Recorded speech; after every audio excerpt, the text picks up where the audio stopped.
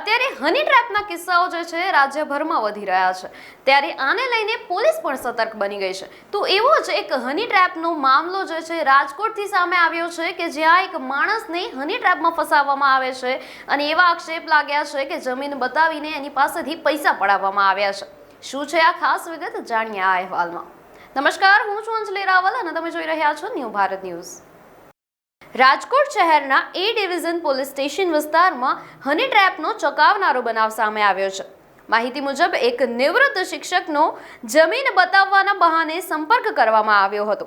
ત્યારબાદ સુનિયોજિત રીતે હની ટ્રેપ ગોઠવી તેમને ફસાવવામાં આવ્યા હતા। આ મામલે આરોપીઓએ નિવૃત્ત શિક્ષકને એક રૂમમાં બોલાવ્યા હતા, જ્યાં એક મહિલાએ બળજબરીથી નજીક આવવાનો પ્રયાસ કર્યો હતો અને બીજી મહિલાએ આખી ઘટનાનો વિડીયો બનાવી લીધો। બાદમાં આ વિડીયોના આધારે નિવૃત્ત શિક્ષકને ડરાવી ધમકાવી તેમની પાસેથી અંદાજે 12 લાખ રૂપિયા પડાવી લેવામાં આવ્યા। ઘટનાથી ગભરાયેલા નિવૃત્ત શિક્ષકે અંતે હિંમત કરી પોલીસમાં ફરિયાદ નોંધાવી હતી। ફરિયાદ મળતા જ રાજકોટ શહેર ક્રાઇમ બ્રાન્ચે તાત્કાલિક તપાસ શરૂ કરી અને ગણતરીના કલાકોમાં જ 3 આરોપીઓને ઝડપી પાડ્યા હતા। પકડાયેલા આરોપીઓમાં નિલેશ મૈયાભાઈ જુંજા, પાયલ ભાવિનભાઈ પરસાણા અને તેજલ દીપકભાઈ ટિંડાણીનો સમાવેશ થાય છે। હાલ પોલીસ દ્વારા ત્રણેય આરોપીઓની વધુ પૂછપરછ કરી આગળની કાયદેસરની કાર્યવાહી હાથ ધરવામાં આવી રહી છે। તારીખ 11/3/2026ના એ ડિવિઝન પોલીસ સ્ટેશન ખાતે આ ફરિયાદ દાખલ થયેલ છે। ફરિયાદીની હકીકત જોઈએ તો આ ગુનાના ફરિયાદી એક નિવૃત્ત શિક્ષક છે અને ગુનાના આરોપીઓ સાથે જમીન બતાવવા માટે સંપર્કમાં આવેલ હતા। ત્યારબાદ ફરિયાદીને હની ટ્રેપમાં ફસાવી તેની પાસેથી 12 લાખ જેટલા રૂપિયા ડરાવી ધમકાવીને બળજબરીથી પડાવી લીધા હતા અને વારંવાર ત્યારબાદ પણ રૂપિયાની માંગણી કરતા હતા।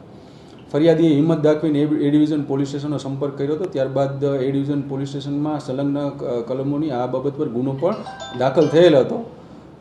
બનાવની ગંભીરતાને જોઈને ક્રાઇમ બ્રાન્ચની અલગ અલગ ટીમો આ આરોપીઓને પકડવા માટે પ્રયત્નશીલ હતી। ત્યારબાદ ટેકનિકલ સર્વેલન્સ તથા હ્યુમન ઇન્ટેલિજન્સની મદદથી આ ગુનાના 3 આરોપીઓને પકડવા ક્રાઇમ બ્રાન્ચને સફળતા મળેલ છે। આરોપીઓનું નામ છે પાયલ પટેલ, જે ગાંધીનગરના રહેવાસી છે। ત્યારબાદ નિલેશ મૈયાભાઈ જુંજા અને તેજલ ટિંડાણી, આ ત્રણેય આરોપીઓને પકડી એ ડિવિઝન પોલીસ સ્ટેશન સોંપી અને ત્યાં જ વધુ તપાસ તજવીજ ચાલુમાં છે। આમાંની એક આરોપી પાયલ પટેલ સામે અગાઉ આ જ પ્રકારની હની ટ્રેપ બાબતની ફરિયાદ અંકલેશ્વર પોલીસ સ્ટેશનમાં દાખલ છે। આ લોકોની એમો તો જે ફરિયાદી છે એ એક કોમન મિત્ર થ્રુ આ પાયલ પટેલના સંપર્કમાં આવ્યા હતા અને ત્યારબાદ જ આ આખો ગુનો બન્યો હતો। કઈ જગ્યાએ ઘટના બની? બસ સ્ટેન્ડ પાછળ એલેક્સા હોટલ છે। સર, આ પાયલ પટેલ છે એનો કોઈ રાજકોટમાં અગાઉનો ભૂતકાળમાં કોઈ ગુનો કે ગુનાહિત ઇતિહાસ, મૂળ ક્યાંની?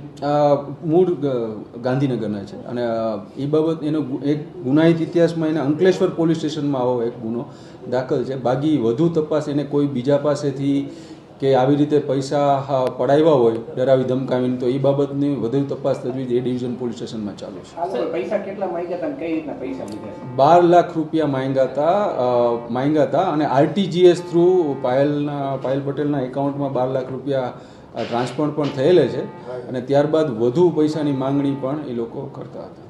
સર, હની ટ્રેપથી બચવા માટે લોકોએ શું કરવું જોઈએ? આ પ્રકારના હની ટ્રેપથી બચવા માટે એ જાહેર જનતાને અપીલ છે કે જો કોઈ વ્યક્તિને આવી રીતે કોઈ પણ બ્લેકમેલ કરવાનો પ્રયત્ન કરે તો કોઈ જગ્યાએ ડર્યા વગર નજીકના પોલીસ સ્ટેશન અથવા ક્રાઇમ બ્રાન્ચનો સંપર્ક કરવો જોઈએ। ત્યારે આ બાબતે આપનું શું માનવું છે? કોમેન્ટ સેક્શનમાં જરૂરથી જણાવશો અને ન્યૂ ભારત ન્યૂઝને લાઇક, શેર અને સબસ્ક્રાઇબ કરશો। નમસ્કાર।